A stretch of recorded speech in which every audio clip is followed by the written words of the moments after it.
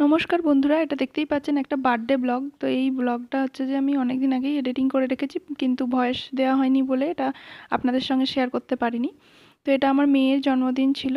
তো সেদিন মেয়ের জন্মদিনে আমরা কেউ উপস্থিত থাকতে পারিনি। ও পড়াশোনা সূত্রে বাড়িতে থাকে না। তো যেখানে থাকে সেখানের আন্টি এবং দিদি ওকে হচ্ছে যে সারপ্রাইজ দিয়েছে। আর ও সেদিনকে খুবই দুঃখিত ছিল যে আমরা কেউ যেতে পারবো না, সেজন্য ওর মন খারাপ করেছিল। প্লাস আমাদেরও খুব খারাপ লাগছিল, কিন্তু আমাদের কাজের কিছু অসুবিধার জন্য আমরা যেতে পারিনি, কিছু করার নেই। তো সেই জন্য ওর এই বার্থডেটা দেখে খুবই সারপ্রাইজ হয়ে গেছে এবং ও খুব খুশি হয়েছে। তার সাথে দেখে দেখে আমরাও খুব খুশি হয়েছি এবং আমাদের খুব ভালো লেগেছে।